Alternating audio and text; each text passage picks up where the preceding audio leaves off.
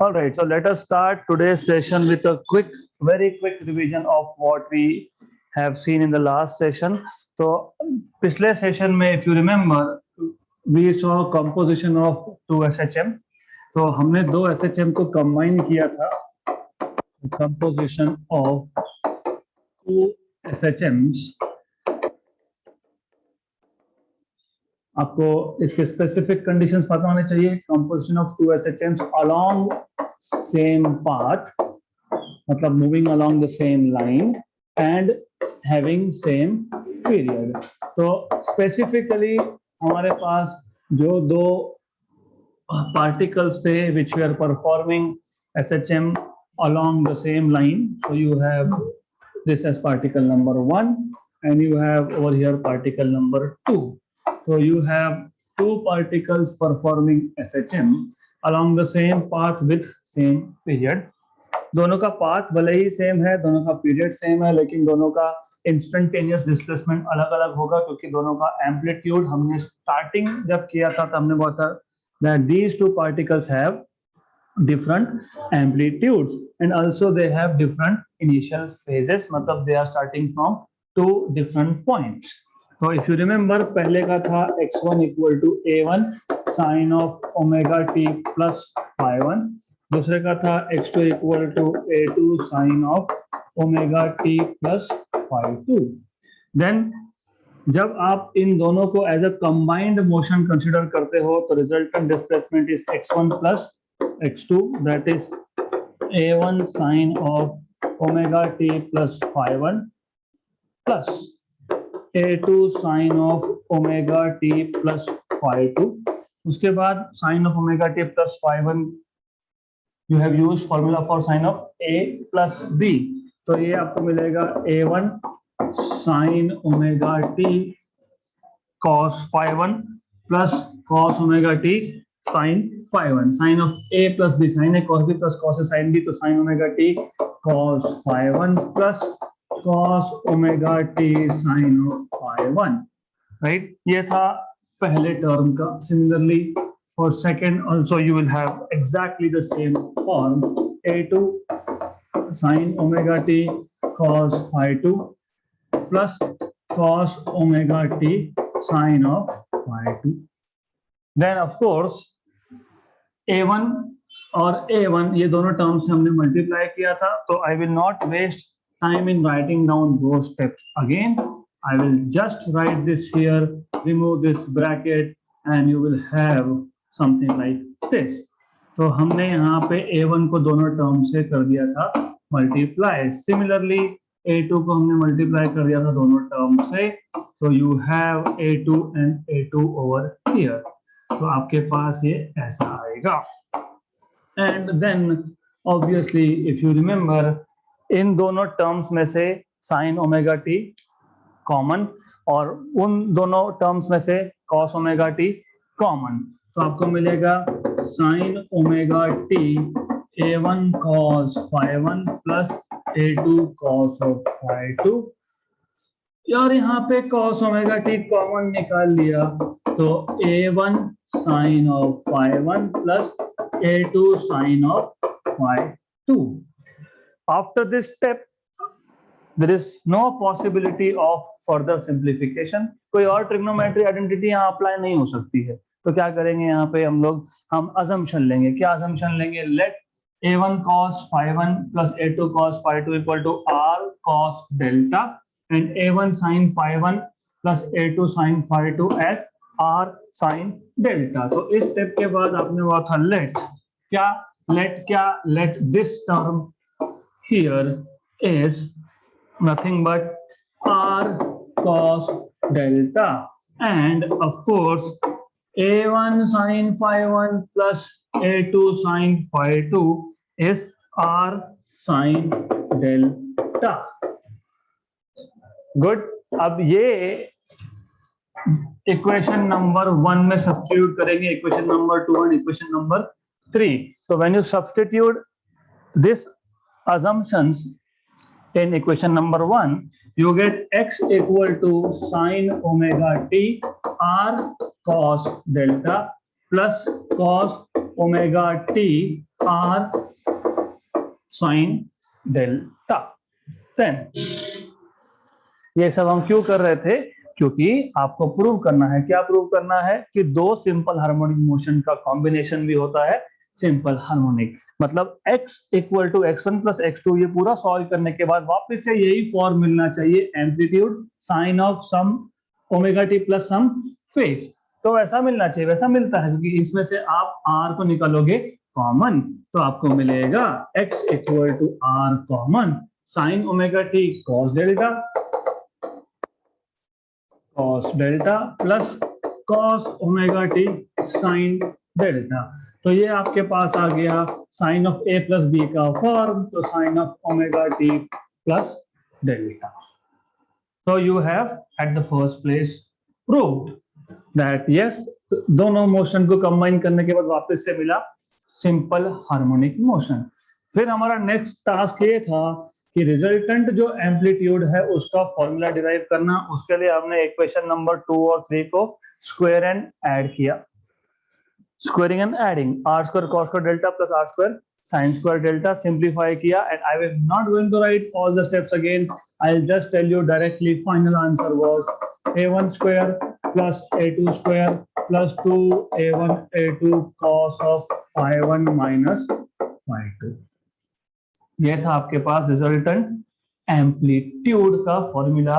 और I have told you कि why do you want to write in terms of a1 a2 phi1 phi2, because combined motion आप imagine कर रहे हो, motion तो actually दो पार्टिकल्स का इंडिविजुअल चल रहा है।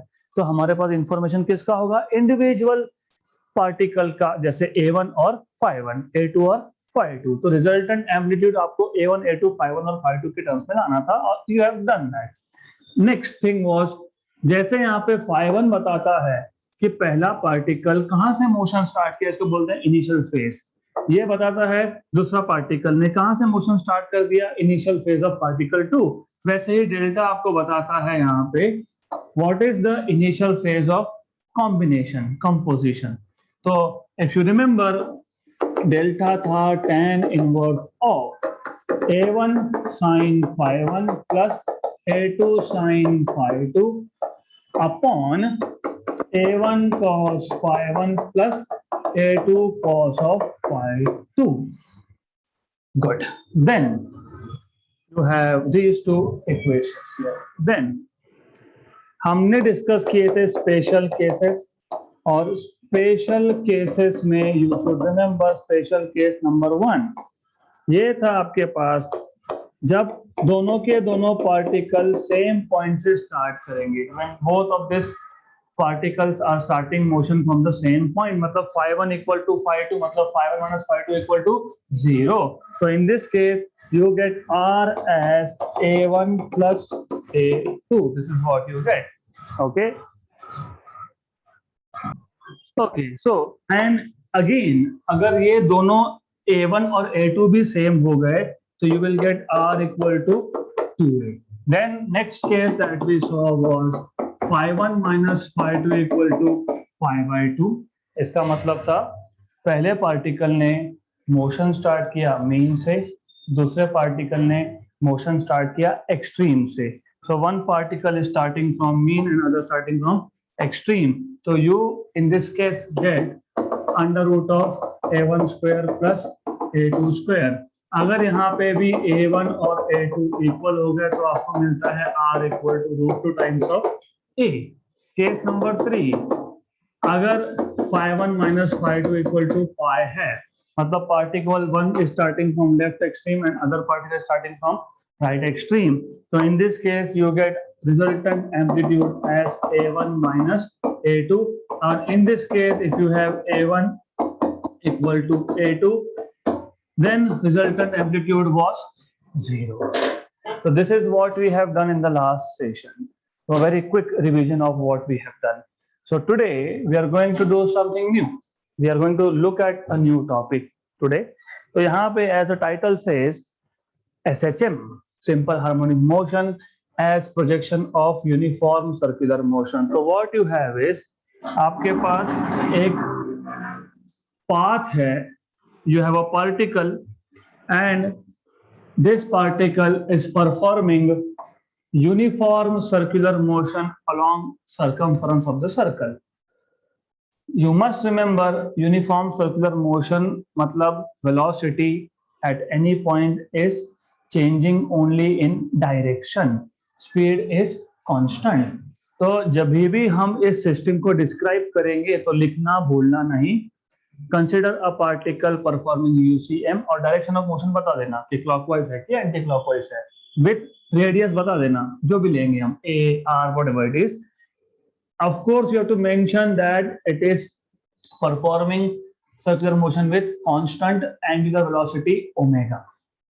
If I don't see that word omega, I will reduce your half points, half marks there. Why? Because समझेगा थोड़ी देर में. हमें क्या देखना है? हमें देखना है कि सिंपल हार्मोनिक मोशन, ये प्रोजेक्शन है. किसका प्रोजेक्शन है? यूसीएम का. कहाँ पे? Along any diameter. So I can select diameter as per my wish. I can take vertical diameter, okay. I can take horizontal diameter, fine. I can also take some other diameter, yes. So by choice, I will prefer to take horizontal diameter AB. आपको पता होना चाहिए what is the meaning of projection. What is the meaning of projection? What is projection? It is just like shadow. It is just like shadow. So shadow मतलब अब ये particle, मान लो this particle is initially at point P. तो इस particle P का shadow मतलब projection along diameter will be somewhere over here. तो particle अगर P पे है तो उसका प्रोजेक्शन डायमीटर पे है at point M. जैसे जैसे ये पार्टिकल अपने मोशन में आगे जाएगा, so as this particle moves along the circumference of circle, उसका प्रोजेक्शन भी it will move along the diameter. This particle goes further ahead, the projection moves again from point B to A. This particle goes ahead, the shadow projection also goes towards point B. Then when the particle is at point A, its projection is again at point A. तो जैसे ही ये particle और आगे गया, इसका projection A से अब जा रहा है B पे, right? Then again, when the particle performing UCM goes further ahead in anti-clockwise direction, so this projection is going towards B. So what is happening? ऐसा हो रहा है कि जैसे ही ये पार्टिकल UCM परफॉर्म कर रहा है, यूनिफॉर्म सर्कुलर मोशन परफॉर्म कर रहा है, ये जो पार्टिकल है ये, हाँ, ये back and forth motion, to and fro motion perform कर रहा है. और ये to and fro motion SHM है, ये हमको प्रूव करना है. You can not directly start saying with the projection performs SHM. You have to prove. And how do you prove that something is SHM? Acceleration should be equal to minus omega square X, right? तो prove करना, क्या prove करना है? a equal to minus omega square X. अब prove करना है तो एक काम करो, you have to start from somewhere. अब आप बोल सकते हो कि जो ओरिजिनल पार्टिकल है p, कहीं से तो स्टार्ट करना है. You can take it at b, you can take it at p, you can take it somewhere else. कहीं पे ले सकते हो, आपके ऊपर. Now the idea is very very simple, and that is जब भी इनिशियली पार्टिकल P पे होगा तो यू कैन से कि मान लो initial phase is alpha. Initial phase मैंने बताया था. एसएचएम का सोचोगे तो in case of SHM initial phase means कि ये पार्टिकल एग्जैक्टली कहां पे है initially. If it is at mean, आपको पता है अगर इनिशियली मीन पोजीशन पे तो अल्फा की वैल्यू 0 होती है. अगर पार्टिकल इनिशियली एक्सट्रीम पे होगा तो अल्फा की वैल्यू π/2 होगी. अब हमको पता है कि हमको नहीं पता, हमने बोला कि कहीं तो है initial phase is alpha, right? तो before we go ahead, let me describe this system first. तो पहले आपको सिस्टम को डिस्क्राइब करना पड़ेगा. क्या है आपके सिस्टम में? एक पार्टिकल है जो क्या कर रहा है? यूसीएम परफॉर्म कर रहा है. So consider a particle performing uniform circular motion along the circumference of circle with constant angular speed omega in anti-clockwise direction. In anti-clockwise direction. आप चाहो तो clockwise भी ले सकते हो, doesn't matter. In anti-clockwise direction. आगे what you know is initial phase कितना है alpha. So let the particle be at point P initially with initial phase alpha. With initial phase alpha. अब ये जो पार्टिकल यूसीएम परफॉर्म कर रहा है इसको बोलते हैं रेफरेंस पार्टिकल, और जिस सर्कल के सरकमफेरेंस पे वो यूसीएम परफॉर्म करेगा उसको बोलेंगे रेफरेंस सर्कल. तो the particle performing UCM is known as reference particle, and the circle along which it performs uniform circular motion is known as reference circle.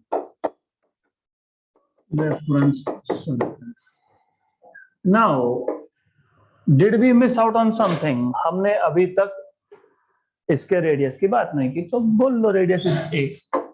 ठीक है, let a be the radius of the reference circle. Done.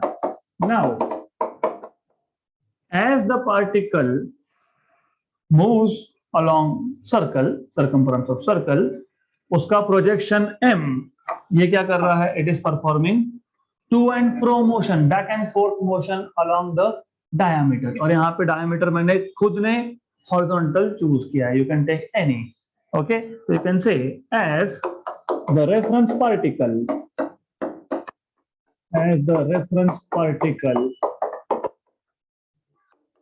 performs UCM, its projection को नाम दिया है हमने M, performs back and forth, मतलब to and fro motion, back and forth motion along diameter AB,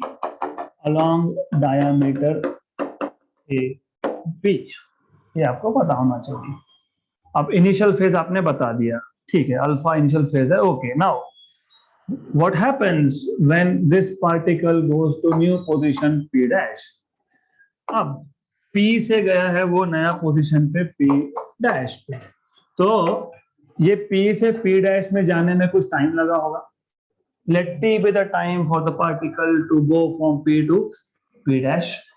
उतने time में इसने कुछ एंगल कवर किया होगा, और दिस एंगल इज थीटा. और आपको पता है from 11th standard and also from rotational dynamics, omega angular velocity is angular displacement by time. तो theta equal to omega t. So this angle is omega t, right? So let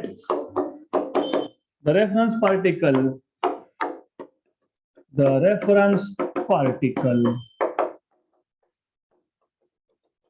move to new position P dash in time T. Okay, जैसे ही ये P particle P से P dash पे आया, उसका projection M से आ गया M dash पे. सो M dash, m prime. All right, so the projection of particle is now at m dash और एंगल कितना बना ओमेगा टी। तो अब टोटल फेज कितना होगा, टोटल फेज इनिशियल फेज था अल्फा और उसके बाद ओमेगा टी, तो how much is total phase alpha plus omega T, very good, omega T plus alpha. Therefore, now the total phase is omega t plus alpha. अब ये omega T plus alpha है and this angle will be here pi minus 180 minus omega T plus alpha. तो ये angle जो आपका आएगा this is pi minus omega t plus alpha. This is what you need to know. Now there is one basic difference between two motion. Circumference पे जो particle UCM perform कर रहा है, circular motion is two-dimensional motion, whereas SHM is 1D motion, है ना। हमको क्या prove करना था, SHM as a projection of UCM। तो UCM जो पार्टिकल परफॉर्म कर रहा है उसका जो प्रोजेक्शन होगा वो SHM है, लेकिन SHM तो 1D मोशन है और UCM तो 2D मोशन है। आपको ये पता होना चाहिए कि जब 2D मोशन होता है तो 2D मोशन का डिस्प्लेसमेंट के दो कंपोनेंट होते हैं, एक अलोंग x एक अलोंग y। वेलोसिटी के भी दो कंपोनेंट होते हैं, एक along x and other along y, and acceleration also has two component, one along x and one along y। तो ये जो पार्टिकल यूसीएम परफॉर्म कर रहा है उसके डिस्प्लेसमेंट का x कंपोनेंट, किसका displacement x component, UC reference particle जो सर्कुलर मोशन परफॉर्म कर रहा है उसके डिस्प्लेसमेंट का x component is the displacement of SHM, मतलब is the displacement of projection. और ये जो पार्टिकल यूसीएम परफॉर्म कर रहा है उसका वेलोसिटी का x component is velocity of projection. क्यों ऐसा, क्योंकि प्रोजेक्शन कौन से एक्सिस के अलोंग मूव हो रहा है, x, राइट। तो P पार्टिकल जो सर्कुलर मोशन परफॉर्म कर रहा था, मतलब जो 2D मोशन परफॉर्म कर रहा था, उसके दो दो कंपोनेंट थे डिस्प्लेसमेंट का, एक था x एक था y, राइट। तो प्रोजेक्शन अलोंग x है कि अलोंग y है, अलोंग x है। तो very good, so you should know this, you should say but you will have to specify here x component of displacement। किसका x component displacement का, u projection का कि original particle का, projection के पास एक ही component है तो मैं x कंपोनेंट क्यों लिखूंगा, मैं तो डायरेक्ट बोलूंगा डिस्प्लेसमेंट। दो कंपोनेंट किसके पास है, हाँ रेफरेंस पार्टिकल के पास जो क्या परफॉर्म कर रहा है, हाँ। तो y कंपोनेंट हमारे लिए इंपॉर्टेंट नहीं है, क्यों नहीं है, क्योंकि हमने डायमीटर कहाँ लिया, x। अगर मैं ऐसा डायमीटर लेता तो फिर मैं x की जगह पे y कंपोनेंट की बात करता, सिंपल केस। तो आप बोल सकते हो but x component of displacement of UCM equal to displacement of projection, displacement of projection, displacement of SHM बोलना नहीं, अभी तक आपने प्रूव किया नहीं है उसको, यू कैन नॉट से, once you prove it then okay you can say। similarly x component of velocity, x component of displacement हो गया, तो x component of velocity of UCM is equal to velocity of projection। So this is velocity of projection। Similarly, x component of acceleration of particle performing UCM, मैं directly UCM लिख रहा हूं, doesn't matter, is equal to acceleration of projection, very good, of projection, right. अब जब ये UCM जो particle perform कर रहा है वो जब पी डैश पे है तो उसका एक्स कंपोनेंट होगा minus x displacement. Minus x क्यों? क्योंकि ओरिजिन से लेफ्ट में गया, इसके लिए minus x. Okay, now I have pi minus omega t plus alpha. What if I take cos of pi minus omega t plus alpha? What is definition of cos theta? Adjacent side upon hypotenuse. So now you can directly say from figure. From figure, what you can say is cos of. अभी books में ऐसा कुछ नहीं लिखा क्योंकि books में उन्होंने direct सीधा फाइनल फॉर्मूला लिख के खत्म किया है, which I don't want to do. तो पाई minus omega T plus alpha. कौन से एंगल का कॉस देख रहे हो? इसका। तो इस एंगल का एडजेसेंट, इस एंगल का एडजेसेंट क्या है? Minus x. ओके, तो this is minus x adjacent side upon hypotenuse. But hypotenuse क्या है? रेडियस। वो रेडियस क्या है? ए। तो ये आएगा यहाँ पे ए। हमने कुछ नहीं किया, क्या किया? कॉस। कॉस क्या है? Adjacent side. जो एंगल लिया है पाई minus omega T plus alpha, उसका एडजेसेंट साइड क्या है? Minus x. और हाइपोटेन्यूज क्या है? ए। क्योंकि मैं जब यहाँ पे लाइन ड्रॉ करूंगा तो ये राइट एंगल ट्रायंगल बनने वाला है, that is why hypotenuse is A. Very good, this is what you need to know. तो ये पता होना चाहिए। तो मैं for your convenience I will draw a line and make it look like a right angle triangle. Good. Now clear yahan tak? Is this clear? I will repeat in short. You have a particle performing UCM in anti-clockwise direction with constant velocity omega. The particle was initially at point P. Initial phase was alpha. Initial phase आपको बताता है कि उसका initial position in terms of angle क्या था। जब particle P पे था तो उसका प्रोजेक्शन M पे था। Very good.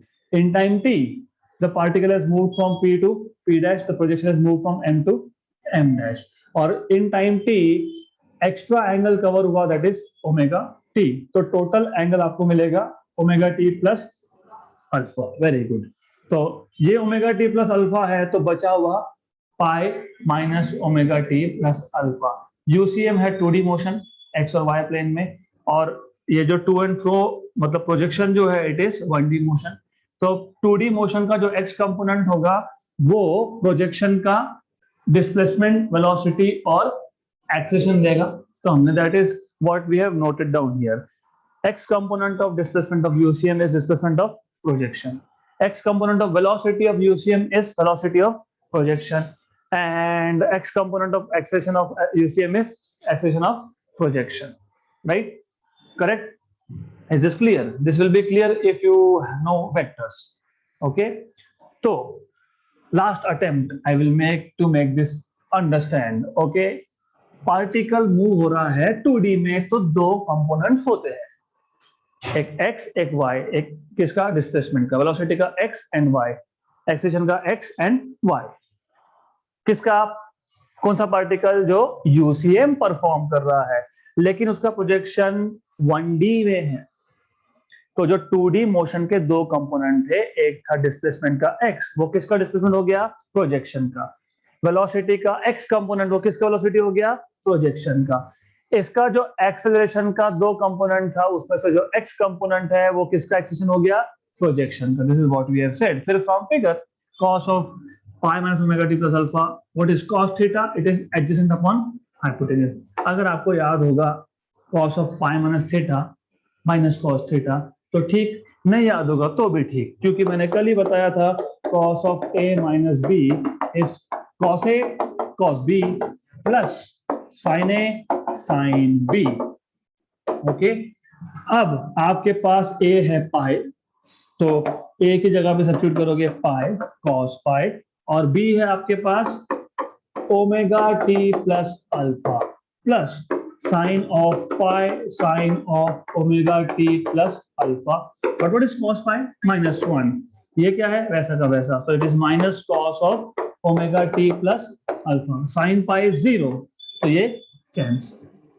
तो cos of pi minus theta अगर याद नहीं हो तो इस फॉर्मूला में a की वैल्यू पाई और b की वैल्यू थीटा डाल लेना तो आपको मिल जाएगा cos of pi minus theta is minus cos theta. तो cos of pi minus omega T plus alpha will be minus cos of omega T plus alpha, ऐसा आता है, equal to minus X by ए।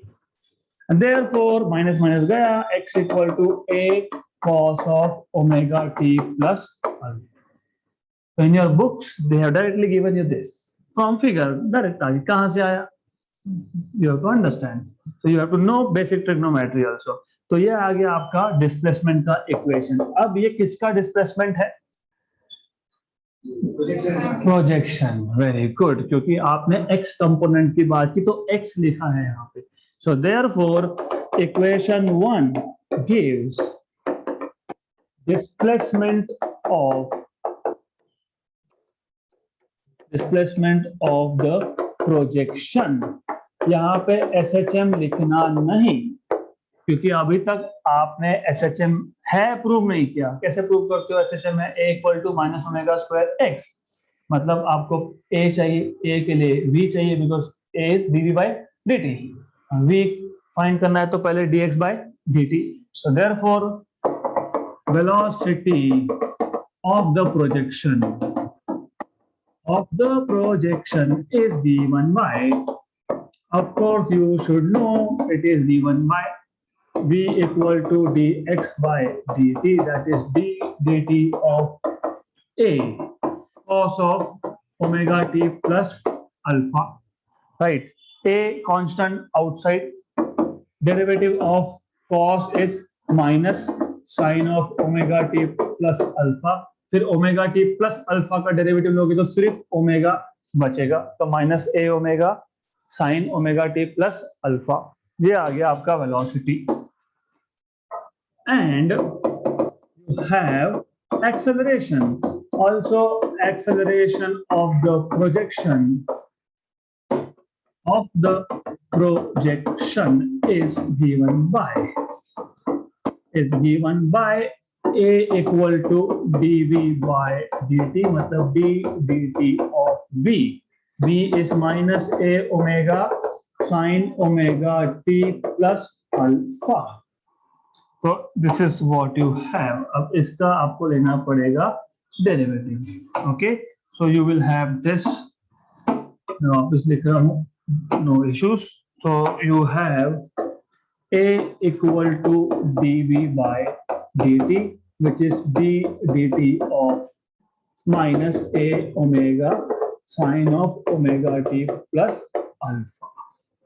अब यहाँ पे minus a omega constant derivative के बाहर, तो equal to minus a omega बाहर, साइन का derivative cos omega T plus alpha, वापस ओमेगा टी प्लस अल्फा का डेरिवेटिव ओमेगा, तो omega square. Therefore a equal to minus omega square को रखो बाहर, a cos of omega T plus alpha, but ये क्या था? x। Therefore a equal to minus omega square x, equation number 3। Therefore from equation 3 we can say that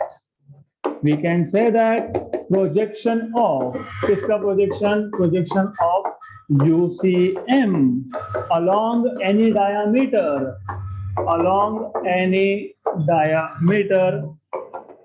is SHM। So it is SHM। अब आप बोल सकते हो it is SHM because you have proved that acceleration is turning out to be minus omega square x। Good। तो interesting, अब uniform circular motion का projection भी SHM perform करता है। किसका? UCM का। नॉन UCM का नहीं करता। क्यों नहीं करता? क्योंकि non UCM is not a periodic motion। Non uniform circular motion में जरूरी नहीं है कि इक्वल इंटरवल ऑफ टाइम के बाद वापस से पार्टिकल अपने ओरिजिनल जगह पे वापस आएगा। May be, may not be. For example me, I keep on performing to and fro motion, I don't know how many times per day, दिन भर यही करता हूं, but it is not SHM। Why? Because it's not periodic in nature. So that is why when talking about SHMS projection of UCM, first condition is the particle along the circumference of circle should be performing UCM. Good. तो ऐसा आप prove करोगे. Now we are heading towards the next topic. I'll just introduce this topic today. Just introduction.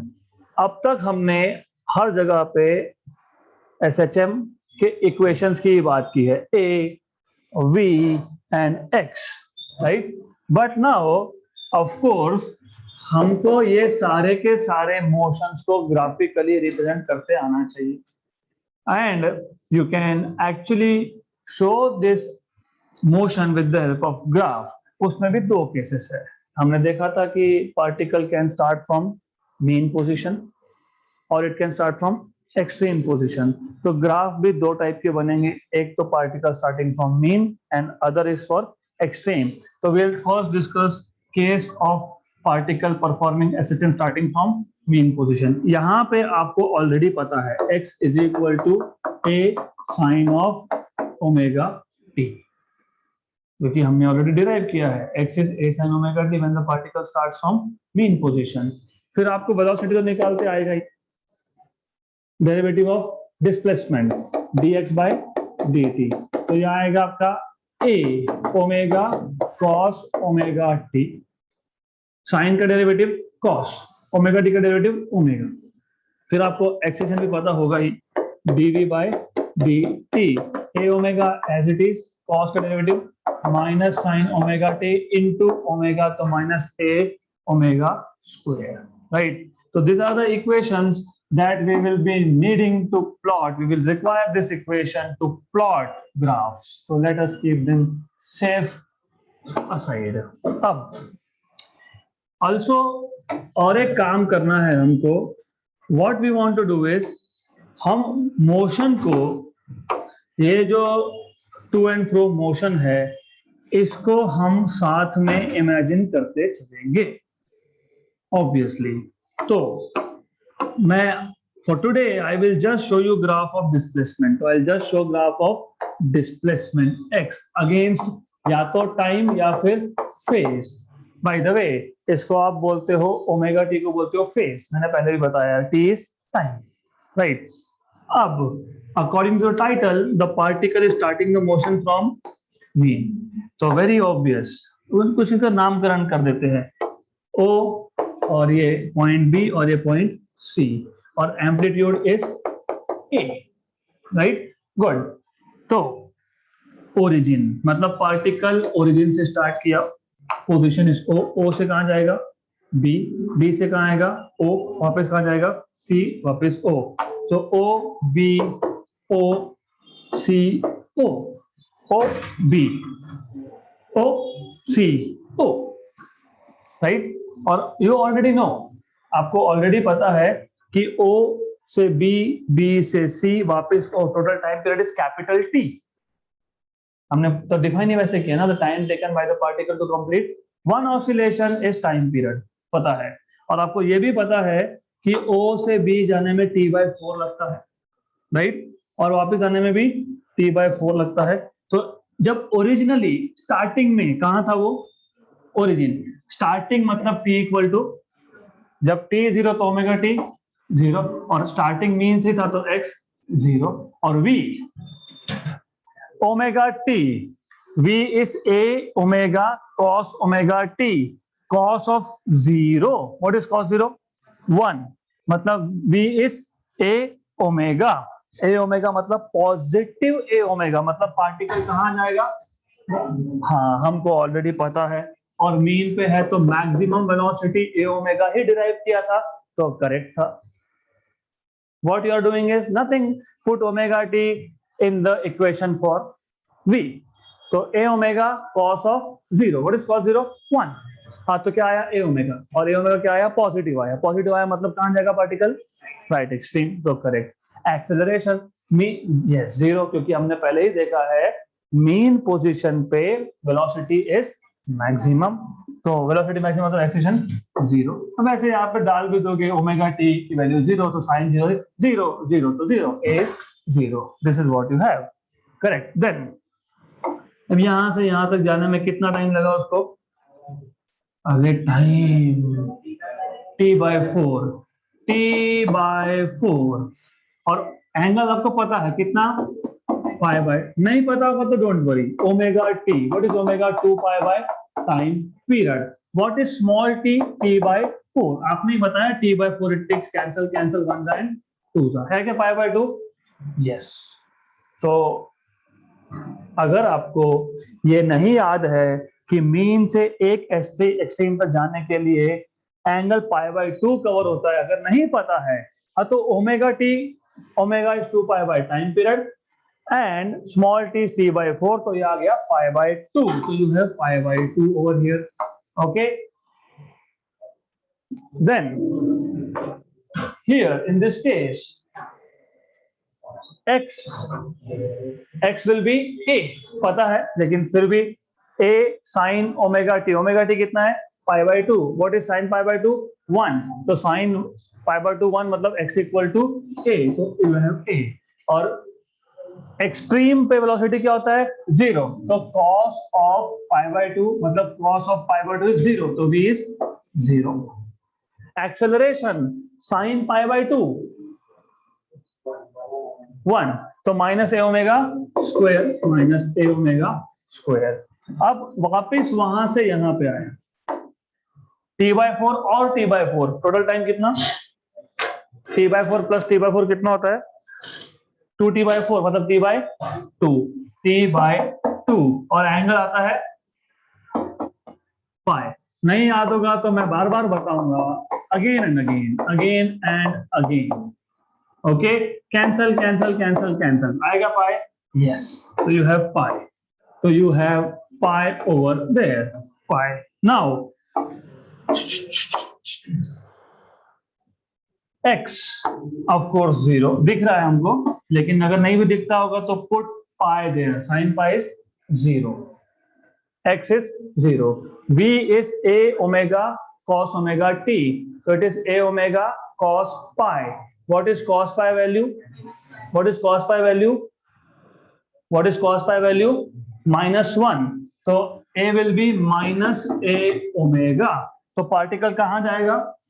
Left, इसके लिए minus आया right, और mean पे है तो एक्सेशन विल बी 0।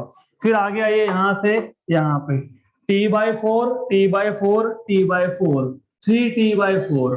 ओके, तो टाइम लग गया 3t/4। देन अगर आप 3t/4 डालोगे तो यहाँ पे 3π/2 मिलेगा, this is 3π/2 omega T. Sine 3π/2 is -1 into a, minus a पता है लेफ्ट एक्सट्रीम पे है, तो माइनस ए, तो minus A. Very good, velocity is 0, this is A omega square, because you will put sine 3π/2 -1 and minus is A omega square.